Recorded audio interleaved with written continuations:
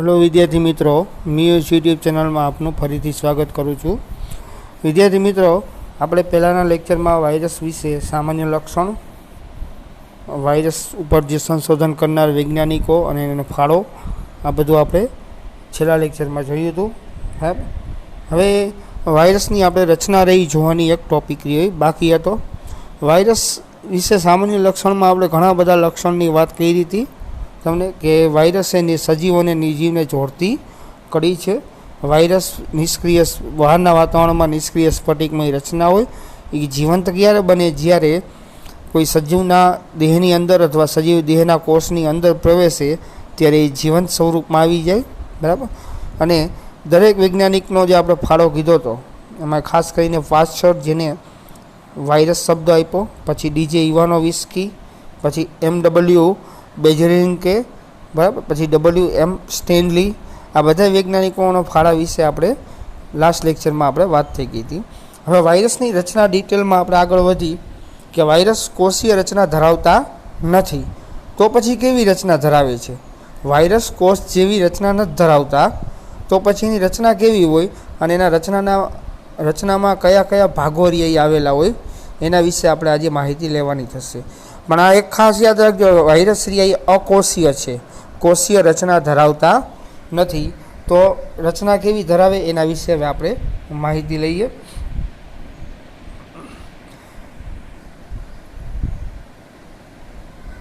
Virus protein ઉપરાંત DNA અને RNA જનીન દ્રવ્ય ધરાવે છે.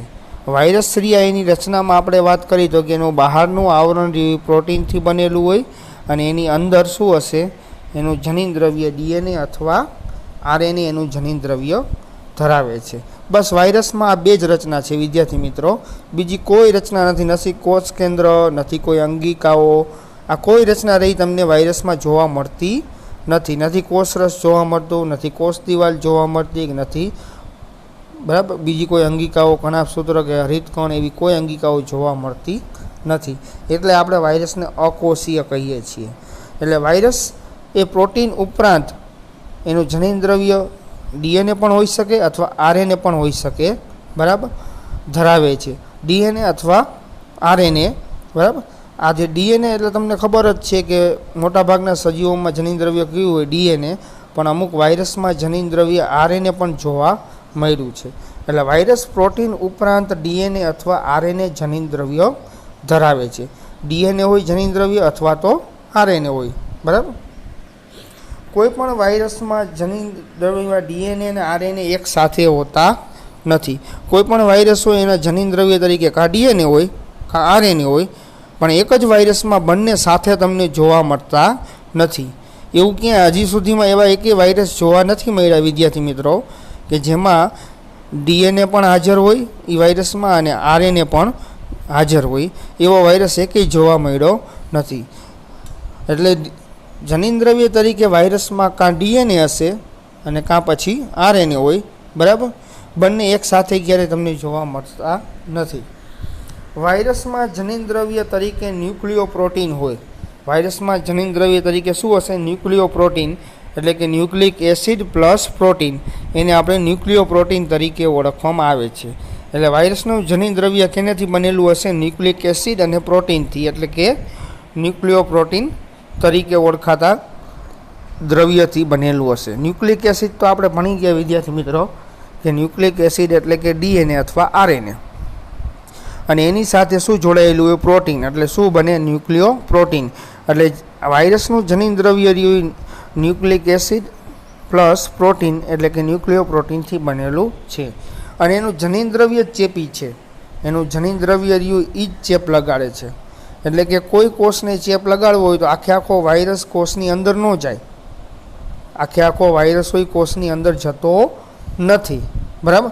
મનુષ્યમાં વાત કરો કે કોરોના વાયરસ ચેપ લગાડે તો કોરોના વાયરસ આખો મનુષ્યની અંદર નથી જતો. એ વાયરસ આપણી શરીર દેહની સપાટી ઉપર રહીએ અને પોતે અંદર ન જાય, પણ એનું જનીન દ્રવ્ય કોષની અંદર મોકલે, બરાબર. એટલે જનીન દ્રવ્ય ચેપી છે.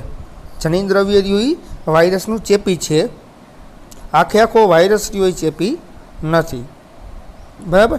એટલે વિદ્યાર્થી મિત્રો, કોઈ પણ વાયરસ હોય, કોઈ પણ કોરોના નહીં, કોઈ પણ વાયરસ હોય, બરાબર, અત્યાર સુધીમાં જેટલા વાયરસ એ બધા જ વાયરસની એક જ થિયરી કે એનું જનીન દ્રવ્ય ચેપી હોય, એટલે એ વાયરસ પોતે કોષની અંદર ન જાય ચેપ લગાડવા માટે, એ બહાર જ રહીએ, પરંતુ એનું જનીન દ્રવ્ય અંદર પ્રવેશ કરાવે અને એનું જનીન દ્રવ્ય જ ચેપી છે. અને જનીન દ્રવ્યને આધારે કોષની અંદર, સજીવ દેહની અંદર અથવા સજીવના કોષની અંદર મોટા પ્રમાણમાં એ જનીન દ્રવ્યને આધારે નવા વાયરસ બનાવે. બરાબર. હવે વિદ્યાર્થી મિત્રો, વાયરસની આપણે પ્રકાર જોઈએ તો 3 પ્રકારના વાયરસ આપણે કુદરતમાં જોવા મળે. એ ચેપ કેના ઉપર લગાડે એના આધારે એના 3 પ્રકાર પાડવામાં આવ્યા. જો વનસ્પતિ ઉપર ચેપ લગાડતો વાયરસ હોય તો વનસ્પતિજન્ય વાયરસ કહેવામાં આવે. જો પ્રાણીઓ ઉપર વાયરસ પ્રાણીઓ ઉપર ચેપ લગાડતો હોય તો એવા વાયરસને આપણે એનિમલ વાયરસ તરીકે ઓળખવામાં આવે. બરાબર. જો વાયરસ બેક્ટેરિયામાં ચેપ લગાડતો હોય તો એને બેક્ટેરિયોફેજ તરીકે ઓળખવામાં આવે. એટલે વાયરસના 3 પ્રકાર છે. પ્લાન્ટ વાયરસ એટલે કે વનસ્પતિ ઉપર ચેપ લગાડતો વાયરસ, એને પ્લાન્ટ વાયરસ કહેવાય. પછી પ્રાણીઓ ઉપર ચેપ લગાડતો વાયરસ એટલે કે એને એનિમલ વાયરસ કહેવાય. અને ત્રીજો પ્રકાર બેક્ટેરિયા ઉપર ચેપ લગાડતો વાયરસ એટલે કે બેક્ટેરિયોફેજ કહેવામાં આવે. બરાબર. એટલે અગાઉના લેક્ચરમાં મેં તમને વાત કરી હતી વિદ્યાર્થી મિત્રો કે વાયરસ એ બેક્ટેરિયા કરતાં પણ નાના હોય, એટલે વાયરસ બેક્ટેરિયાને પણ ચેપ લગાડી શકે. કુદરતમાં ઘણા વાયરસ એવા પ્રાણીઓ ઉપર ચેપ લગાડે, ઘણા વનસ્પતિ ઉપર ચેપ લગાડે અને ઘણા બેક્ટેરિયા ઉપર ચેપ લગાડે. બરાબર. વનસ્પતિઓને ચેપ લગાડે તેવા વાયરસ કેવા હોય તો કે એકલ શૃંખલામય આરએનએ ધરાવતા હશે. બરાબર. વનસ્પતિ ઉપર ચેપ લગાડતા વાયરસ પોતાનું જનીન દ્રવ્ય કયા પ્રકારનું ધરાવતા હશે તો કે એક શૃંખલાવાળું આરએનએ. બરાબર. એટલે વનસ્પતિ ઉપર હંમેશા ચેપ લગાડતા વાયરસો એ પોતાનું જનીન દ્રવ્ય તરીકે એક શૃંખલાવાળું આરએનએ જ ધરાવતા હશે. બરાબર. એટલે વનસ્પતિ વાયરસ જે આપણે કહી પ્લાન્ટ વાયરસ, બરાબર, જે વનસ્પતિ ઉપર ચેપ લગાડે એનું હંમેશા જનીન દ્રવ્ય કેવું હશે તો કે આરએનએ, અને એ પણ કેવું તો કે એકલ શૃંખલાવાળું, એક જ શૃંખલાવાળું આરએનએ હશે, જેને સિંગલ સ્ટેન્ડર્ડ આરએનએ કહેવામાં આવે છે. પ્રાણીઓમાં ચેપ લગાડતા વાયરસમાં એકલ અથવા બેવડી શૃંખલામય આરએનએ અથવા બેવડી શૃંખલામય ડીએનએ હોય છે. પ્રાણીઓ ઉપર ચેપ લગાડતા વાયરસને આપણે એનિમલ વાયરસ કહીએ છીએ. એનું જનીન દ્રવ્ય કેવું હોય તો કે એક અથવા બે શૃંખલાવાળું આરએનએ અથવા બેવડી શૃંખલામય ડીએનએ ધરાવતા વાયરસ જોવા મળશે. બરાબર. એટલે કે પ્રાણીઓ ઉપર ચેપ લગાડતા જે વાયરસ હોય, જે એનિમલ વાયરસ કહીએ છીએ, એનું જનીન દ્રવ્ય કયા કયા પ્રકારે જોવા મળે એવા વાયરસમાં તો કે એમાં એક શૃંખલાવાળું પણ આરએનએ ધરાવતા વાયરસ પણ હોય, બેવડી શૃંખલામય આરએનએ ધરાવતા પણ વાયરસ હોય, અથવા બેવડી શૃંખલામય ડીએનએ ધરાવતા પણ વાયરસ રિયાઈ પ્રાણી ઉપર ચેપ લગાડે છે. બરાબર. એટલે વિદ્યાર્થી મિત્રો, પ્રાણીઓ ઉપર ચેપ લગાડતા વાયરસ રિયા એમાં અલગ અલગ પ્રકારનું જનીન દ્રવ્ય ધરાવે છે. કાંઈ એક શૃંખલાવાળું એક શૃંખલા અને આરએનએ જનીન દ્રવ્ય હોય, અથવા બેવડી શૃંખલા આરએનએ જનીન દ્રવ્ય હોય, અથવા બેવડી શૃંખલા ડીએનએ ધરાવતું જનીન દ્રવ્ય પણ વાયરસ પાસે હોય. બરાબર. એટલે વિદ્યાર્થી મિત્રો, પ્રાણીઓ ઉપર ચેપ લગાડતા વાયરસ છે એ અલગ અલગ પ્રકારના જનીન દ્રવ્ય ધરાવે છે. અમુક વાયરસ જે પ્રાણીઓ ઉપર ચેપ લગાડી એકલ શૃંખલાવાળું આરએનએ હોય એવું જનીન દ્રવ્ય ધરાવે છે, અને અમુક પ્રાણીઓ ઉપર ચેપ લગાડતા જે વાયરસ હોય બેવડી શૃંખલાવાળું આરએનએ ધરાવતું જનીન દ્રવ્ય હોય એની પાસે, અને અમુક વાયરસ એવા છે જે પ્રાણીઓ ઉપર ચેપ લગાડે છે કે જેનું જનીન દ્રવ્ય બેવડી શૃંખલાવાળું ડીએનએ હોય. બરાબર. પછી ત્રીજા પ્રકારના વાયરસની વાત કરી છે બેક્ટેરિયા ઉપર વાયરસ, જે બેક્ટેરિયા ઉપર ચેપ લગાડતા વાયરસ, જેને બેક્ટેરિયોફેજ કહેવામાં આવે. શબ્દ યાદ રાખજો, બેક્ટેરિયા ઉપર ચેપ લગાડતા વાયરસને બેક્ટેરિયોફેજ કહેવામાં આવે. અને બેક્ટેરિયા ઉપર ચેપ લગાડતા વાયરસનું સામાન્ય રીતે જનીન દ્રવ્ય કેવું હોય, બેવડી શૃંખલામય ડીએનએ ધરાવતું વાયરસ જ હશે. બરાબર. એટલે હંમેશા બેક્ટેરિયા ઉપર જે ચેપ લગાડતા વાયરસ હોય જેને બેક્ટેરિયોફેજ કહેવામાં આવે તેનું જનીન દ્રવ્ય એક જ પ્રકારનું હશે એ બધા જ વાયરસમાં, કે જે વાયરસ બેક્ટેરિયા ઉપર ચેપ લગાડે છે એનું જનીન દ્રવ્ય બેવડી શૃંખલામય ડીએનએ વાળું જ હશે. બરાબર. એટલે બેક્ટેરિયા ઉપર ચેપ લગાડતા બધા જ વાયરસ સિવાય એનું જનીનદ્રવ્ય બેવડી શૃંખલામય ડીએનએ ધરાવતું હશે. બરાબર. હવે વાયરસના જનીનદ્રવ્યની વિદ્યાર્થી મિત્રો વાત થઈ ગઈ કે વનસ્પતિ ઉપર ચેપ લગાડતા હોય તો એનું જનીનદ્રવ્ય એક શૃંખલામય આરએનએ વાળું હોય. બરાબર. પ્રાણીઓ ઉપર ચેપ લગાડતા હોય એનું જનીનદ્રવ્ય એક શૃંખલામય આરએનએ વાળું અથવા બેવડી શૃંખલામય આરએનએ વાળું અથવા બેવડી શૃંખલામય ડીએનએ ધરાવતું હશે. બરાબર. અને બેક્ટેરિયા ઉપર વાયરસ, જે બેક્ટેરિયા ઉપર ચેપ લગાડતા વાયરસ હોય બેક્ટેરિયોફેજ, એનું જનીનદ્રવ્ય હંમેશા બેવડી શૃંખલામય ડીએનએ ધરાવતું જ હશે. બરાબર.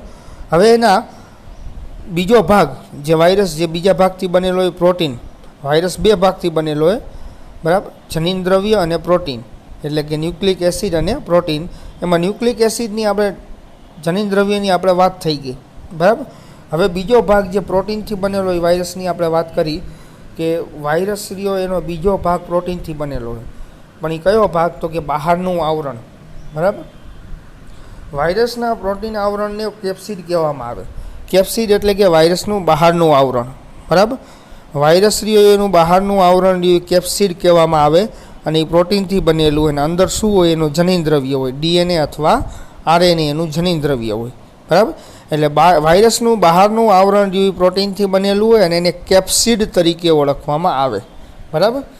અને કેપ્સિડ જેવી નાના નાના એકમથી બનેલું હોય, ઉપએકમથી. જેમ આપણે દિવાલ રહી કેમ ઈંટથી બનેલી હોય, દિવાલ રહી નાના એકમ ઈંટથી બનેલી હોય, એ રીતના આખે આખું પ્રોટીન આવરણ જે કેપ્સિડ કહીએ છીએ એ નાના ઉપએકમોથી બનેલું હોય. એની ઉપએકમોને કયા નામે ઓળખવામાં આવે? કેપ્સોમિયર તરીકે ઓળખવામાં આવે.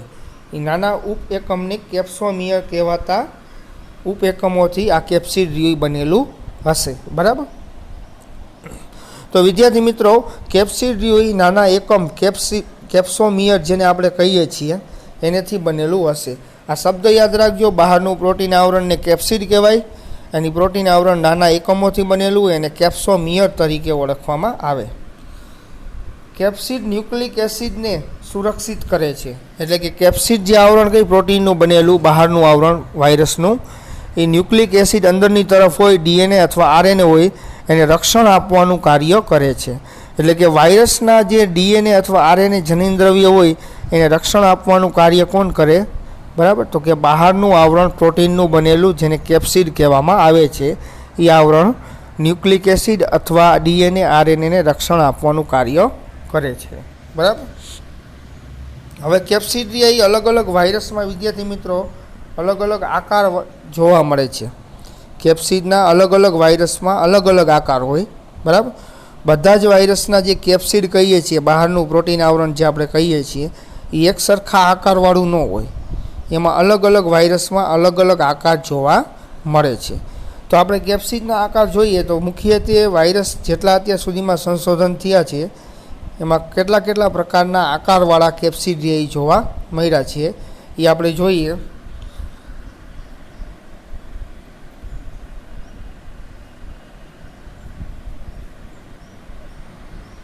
કેપ્સોમિયર કુંતલમય એટલે કે કેપ્સિડ્યુઇક કુંતલમય. બરાબર. બહુસપાટીય એટલે કે પોલીહેડ્રલ ભૌમિતિક સ્વરૂપમાં ગોઠવાયેલું છે. બરાબર. એટલે કે કેપ્સોમિયર જે કેપ્સિડ કહીએ છીએ એ કુંતલમય રચનાવાળું પણ તમને જોવા મળે, એટલે કે હેલિકલ. બરાબર. અને બહુસપાટીય એટલે કે પોલીહેડ્રલ. બરાબર.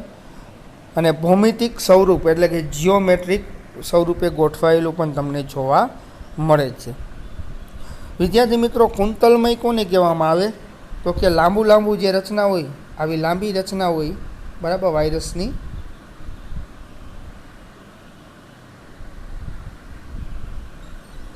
આ જે લાંબી રચના રહી, આવી લાંબી નળાકાર જેવી, એને કુંતલમય રચના કહેવામાં આવે છે. પછી બહુસપાટીય કોને કહેવામાં આવે? તો કે બહુસપાટીય આ જે રચના રહી એને બહુસપાટીય કહેવામાં આવે છે. અને ભૌમિતિક સ્વરૂપ એટલે કે હાલમાં કોરોના વાયરસ જે આકારનો છે એને ભૌમિતિક સ્વરૂપ કહેવામાં આવે છે. બરાબર. એટલે વાયરસના જે કેપ્સિડ કહીએ છીએ, કેપ્સોમિયર, એના તમને 3 આકાર જોવા મળશે. હેલિકલ એટલે કે કુંતલમય, બહુસપાટીય એટલે કે પોલીહેડ્રલ, અને ભૌમિતિક સ્વરૂપ એટલે કે જિયોમેટ્રિક ફોર્મ બરાબર. આ 3 આકારના કેપ્સિડિયાઈ વાયરસના સમૂહમાં જોવા મળે છે. જેટલા વાયરસ અત્યાર સુધીમાં સંશોધન થયા છે એ વાયરસના આકાર કાં કુંતલમય હોય અથવા તો બહુસપાટીય હોય અથવા તો ભૌમિતિક સ્વરૂપમાં તમને એનો આકાર કેપ્સિડનો જોવા મળશે. બરાબર. એટલે વાયરસનો આકાર આપવાનું કાર્ય કોણ કરે છે? તો કે બહારનું આવરણ કેપ્સિડ. અને એ કેપ્સિડના મુખ્ય 3 આકાર છે: હેલિકલ એટલે કુંતલમય, બહુસપાટીય એટલે કે પોલીહેડ્રલ, અને ત્રીજો આકાર ભૌમિતિક સ્વરૂપે ગોઠવાયેલું હોય છે. બરાબર. વાયરસ વિદ્યાર્થી મિત્રો આપણે કહીએ તો વાયરસ સજીવના ઘણા ગુણ ધરાવે છે. એટલે કે વાયરસ એ સજીવ જેવા ઘણા ગુણ ધરાવે છે, જેવા કે પોતાના જેવા જ નવા વાયરસ સર્જવાનો ગુણ. બરાબર. સજીવમાં કોષોરિયાઈનો ગુણધર્મ એવો છે સજીવના કોષોનો કે એ કોષોરિયાઈ પોતાના જેવા જ કોષો બનાવે. એટલે આવો જ ગુણધર્મ કેનો હોય છે? વાયરસનો. એટલે કે વાયરસ પોતાના જેવા જ ઘણા બધા વાયરસ બનાવે. પરંતુ વાયરસ કોષનું બંધારણ ધરાવતા નથી. એટલે કે વાયરસ કોષીય બંધારણ ધરાવતા નથી. ઉપરાંત તેઓ કોઈ ઉત્સેચક પણ ધરાવતા નથી. એટલે વાયરસને કોષના સ્તર કરતાં નીચલા સ્તરમાં મૂકવામાં આવે છે. બરાબર. એટલે વાયરસને કોષના સ્તરમાં રાખવામાં આવતા નથી, પણ કોષથી નહીં પ્રાથમિક રચના જે આપણે કહીએ છીએ, કોષથી નહીં નીચલા સ્તરની, કોષથી પણ નીચલા સ્તરની રચનામાં વાયરસને મૂકવામાં આવ્યા છે. કેમ કે વાયરસ કોષીય બંધારણ ધરાવતા નથી અને વાયરસ પાસે કોઈ ઉત્સેચક પણ હોતા નથી. સજીવનો કોષ હોય કે સજીવ હોય એની પાસે ઘણા બધા હજારોની સંખ્યામાં ઉત્સેચકો હોય, જે સજીવના દેહની અંદર થતી જૈવ રાસાયણિક ક્રિયા હોય એનું નિયમન કરે. બરાબર. એટલે આવા જે ઉત્સેચકો કઈ એમાં એક પણ ઉત્સેચક વાયરસ ધરાવતા નથી. એટલે વાયરસ પાસે ખાલી 2 જ રચના હોય: એક કેપ્સિડ પ્રોટીનનું બનેલું આવરણ અને એની અંદર શું હોય? જનીન દ્રવ્ય હોય. બાકી વાયરસ પાસે કોઈ ઉત્સેચક હોતા નથી. બરાબર. એટલે વાયરસને કોષમાં એનો સમાવેશ કરવામાં આવતો નથી, કોષીય રચનામાં સમાવેશ કરવામાં આવતો નથી, પણ કોષથી નહીં નીચેના સ્તરમાં વાયરસને મૂકવામાં આવેલ છે. બરાબર.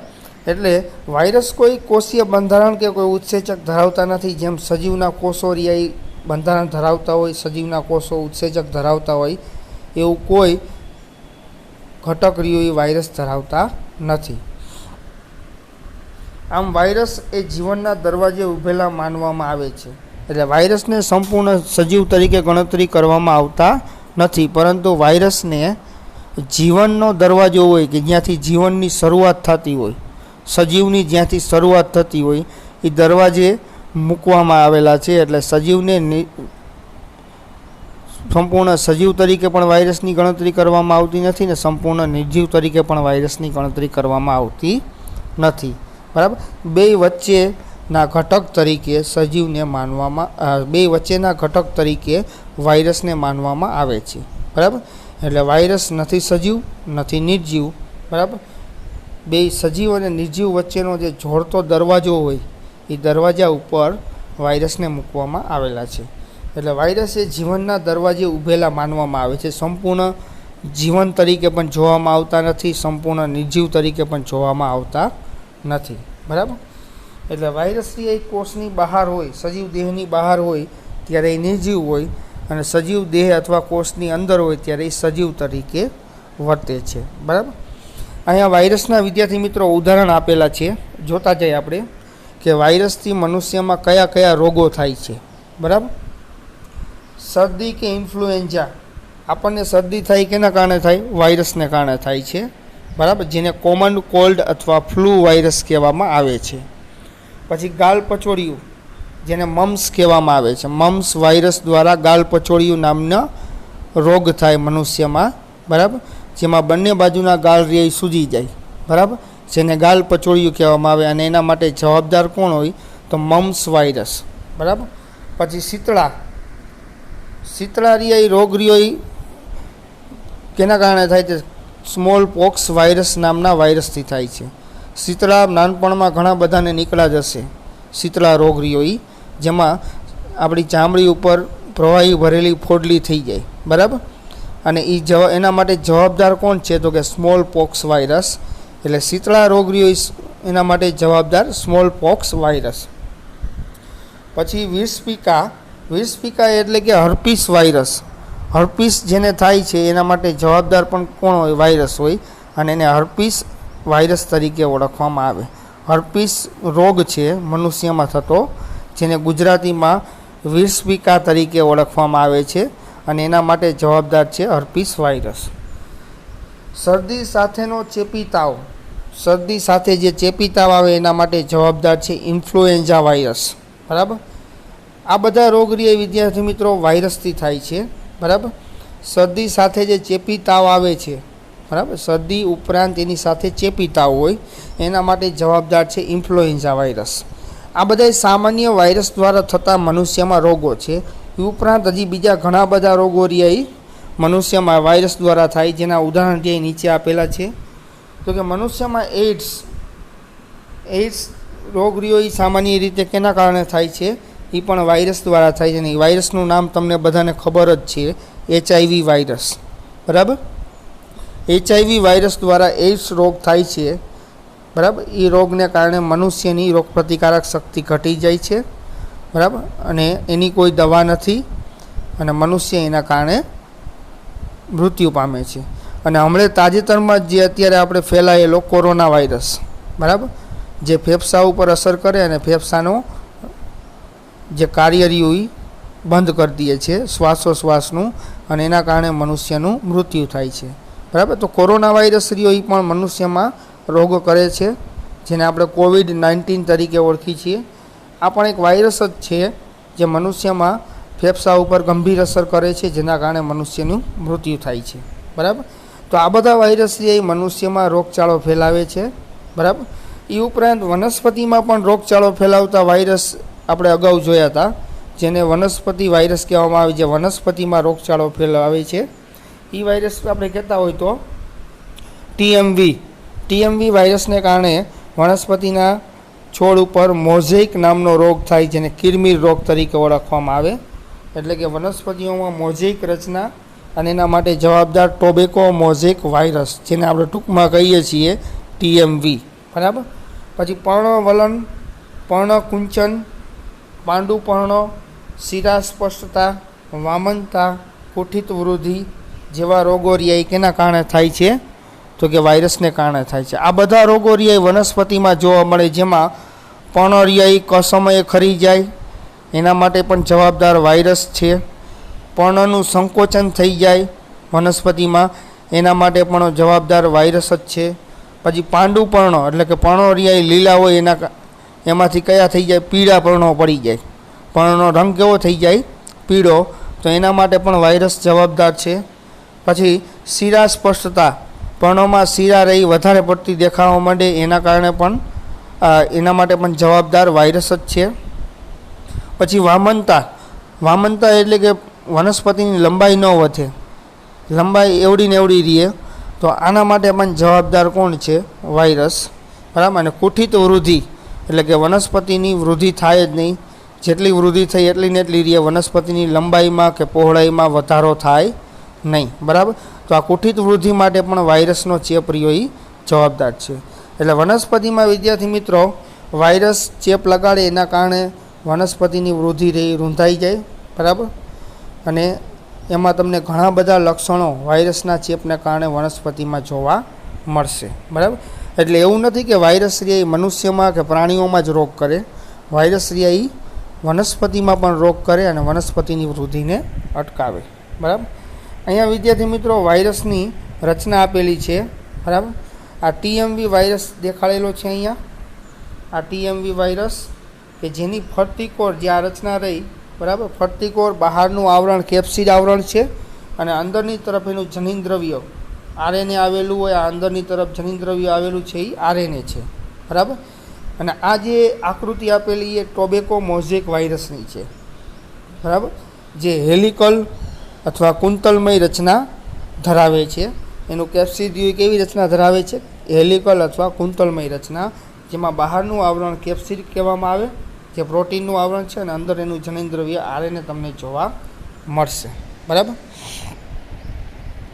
પછી અહીંયા જોવા મળશે બીજો આકાર પણ વાયરસનો આપેલો છે વિદ્યાર્થી મિત્રો. બીજો આકારમાં આપણે જોઈએ તો પોલીહેડ્રલ આકાર કહેવામાં આવે, અને આપણે પોલીહેડ્રલ આકાર તરીકે ઓળખવામાં આવે છે, કેમ કે એનું બંધારણ ઘણા બધા ખૂણાવાળું છે, એટલે એને પોલીહેડ્રલ કહેવામાં આવે. આપણે 3 આકાર જોયા, એમાંથી પોલીહેડ્રલ આકાર જે કહીએ છીએ આ એની આકૃતિ આપેલી છે, બરાબર. પોલીહેડ્રલ આકાર સામાન્ય રીતે બેક્ટેરિયા ઉપર વાયરસ જે ચેપ લગાડે છે એમાં તમને પોલીહેડ્રલ આકાર જોવા મળશે.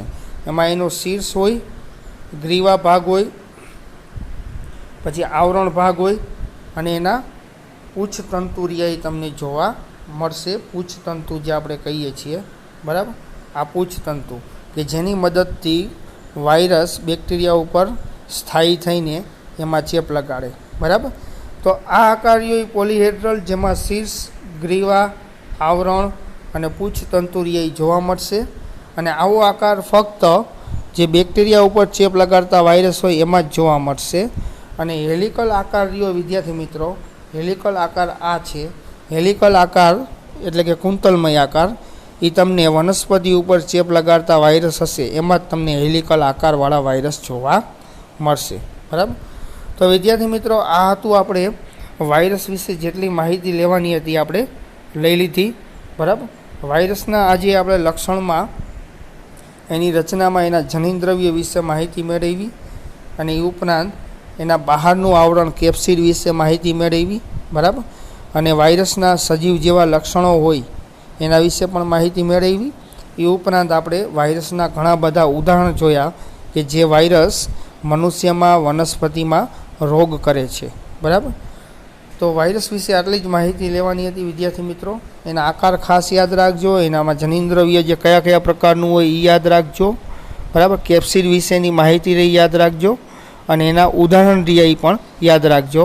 આમાંથી નીટમાં અગાઉ ઘણા ક્વેશ્ચન પૂછાઈ ગયા છે, અને આગળ પણ નીટ માટે આઈએમપી ટોપિક છે વાયરસ રીઓઈ, અને ગુજરાત બોર્ડ માટે પણ એમસીક્યુ સ્વરૂપે આમાંથી પ્રશ્નો પૂછાય છે, અને ફૂલ લેન્થ ક્વેશ્ચન વાયરસ આખો ટોપિક રહ્યો પણ અગાઉ પૂછાઈ ગયો છે, બરાબર. તો વિદ્યાર્થી મિત્રો, આટલું જ વાયરસ વિશે જોવાનું. તો હવે નેક્સ્ટ લેક્ચરમાં આપણે આનેથી આગળ જોઈ લેશું, બરાબર. વિરોઇડ વિશે આપણે જોવાનું થશે. વિરોઇડ વાયરસથી પણ નાના હોય વિરોઇડ, બરાબર. એના વિશે માહિતી આપણે નેક્સ્ટ લેક્ચરમાં જોવાની થશે, બરાબર. તો આજના આપણા લેક્ચરમાં જે પણ ચલાવ્યું એ જે દિવસે એનો વિડીયો અપલોડ થાય તે દિવસે હોમવર્કમાં 3 વખત લખીને સાંજ સુધીમાં મને મોકલી આપજો, બરાબર. આજના આપણા લેક્ચરમાં કાંઈ પણ ડાઉટ હોય, કાંઈ પણ ક્વેરી હોય તો આપણે મ્યુઝ યુટ્યુબ ચેનલમાં અથવા વોટ્સઅપમાં મને પૂછી શકો. હું ચોક્કસપણે એનો જવાબ આપીશ. થેન્ક યુ વિદ્યાર્થી મિત્રો.